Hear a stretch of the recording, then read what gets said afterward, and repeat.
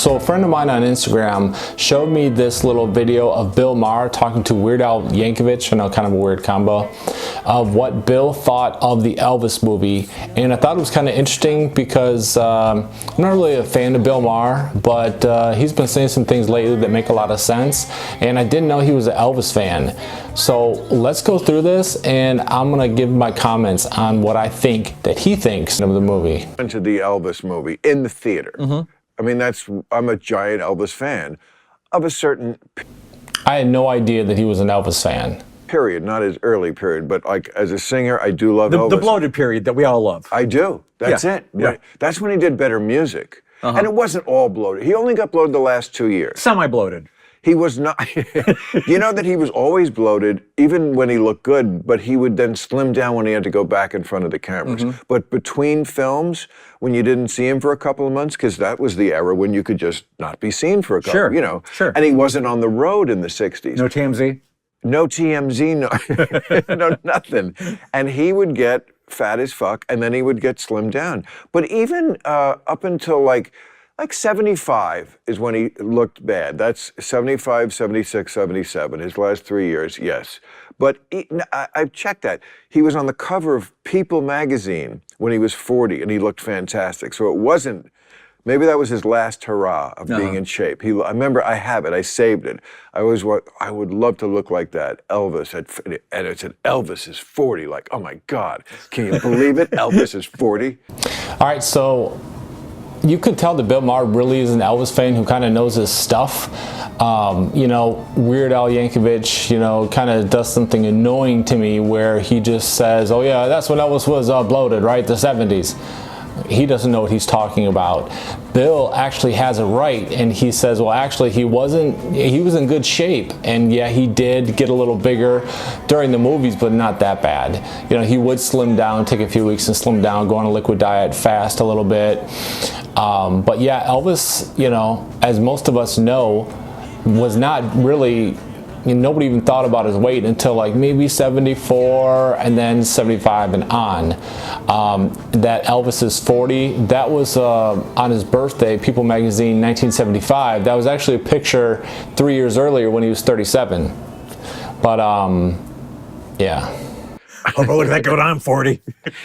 Exactly. But no, the movie drove me crazy because I know Elvis's biography very well. And there was so many unnecessary sort of changes they made. I understand because they want to make things more dramatic, but Elvis's life is dramatic. You know, he didn't go into the army because they were about to arrest him for wiggling his hips. Okay, so Bill Maher has the opinion of a lot of people that the movie is just so different from the real Elvis life, from reality, and it wasn't that different. I mean, yeah, like he sang Trouble at the 56 performance. We know he didn't do that till 58, but I think that doesn't really matter. He was just emphasizing a point, Baz was.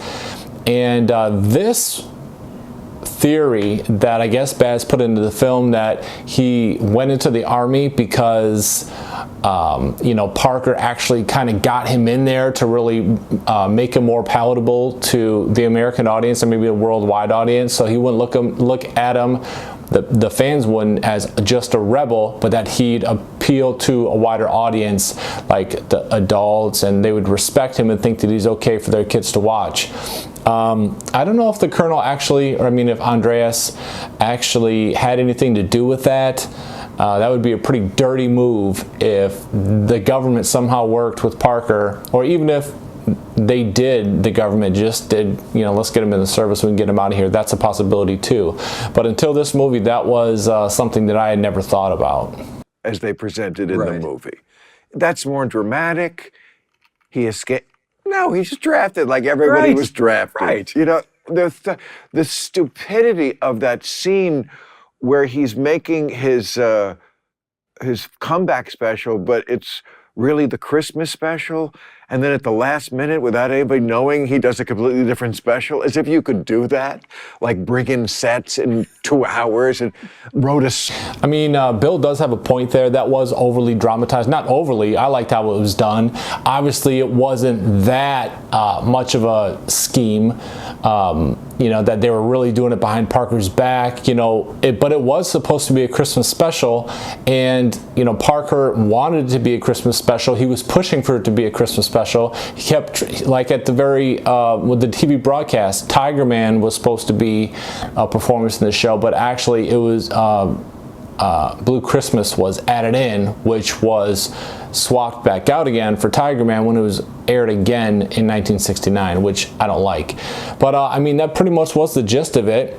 You know, there were times where, like I'm reading from the 68 book by Binder, that Parker made Elvis tell the group that this is a Christmas special, we're doing this, we're doing that, and then Elvis would, you know, as he's walking away, elbow Binder would be like, no, F him, we're not doing that. So there was definitely some controversy about the special. Maybe it wasn't quite like that, where there'd be like sets that were brought in, and he wanted him to wear the sweater, the Christmas sweater, Parker did. Not quite, but that definitely was what was going on. You know, he's watching Bobby Kennedy get assassinated, and he writes, If I Can Dream. Well, I love If I Can Dream. It's one of my favorite songs, but it wasn't written by him or then. Okay, I think he said it wasn't written by him or then. It was written then. It was, I mean, it wasn't written right after the assassination, but it was written in the special, and Elvis loved it. They did kind of make it look like Elvis wrote it, which I don't have a problem with that, you know, just from being an Elvis fan, but I wasn't all caught up on the accuracies. It has to be perfectly accurate. No, I want an Elvis movie that told the story, which it did, about Parker, about Elvis being misused, about Elvis being kind of weak-willed, about standing up for what's right, but that he was able to resurrect his career at least twice after the Army, and definitely in 68, 69, and then the success of the 70s. It was awesome how they showed how Parker manipulated him, how he fired him in 73, but how Andreas weaseled his way back in there.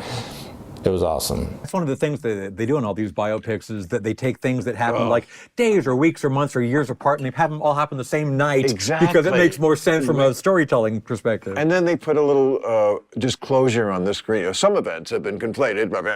It's like, in other words, we just fucking made it up as much as we wanted to. Which is what I leaned into with my movie. I figured, okay, if I'm going to do a biopic, facts out the window. Like, nobody cares. Well, the facts weren't out the window. It was a pretty accurate movie, but it did its job of making Elvis look like the man he was, and that's pretty much all of this.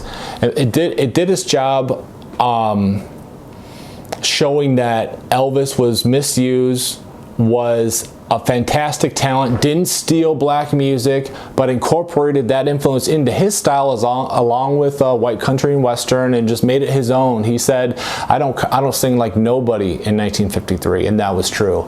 So that was kind of interesting. A friend of mine, like I said, sent me that through Instagram, and I watched it, and I like the kind of stuff you guys send me, because you know, it gives me ideas for videos that I can do, and I hope you found this one enjoyable. I'm going to leave the link to the video, that full interview, right in the description, so check that out as well. And also, if you have Instagram, I'm pretty active on there, so if you try to contact me, sometimes I see it, sometimes I don't, but what I'm saying is send me different things. If you do follow me on Instagram, send me videos and clips and stuff, because you guys give me good ideas for videos, and they're fun. So I hope you've enjoyed this. Tell me what you guys think about Bill Maher's comments, what you think about the movie, what you thought about my comments to Bill Maher's comments about the movie, and Weird Al, like, he was annoying.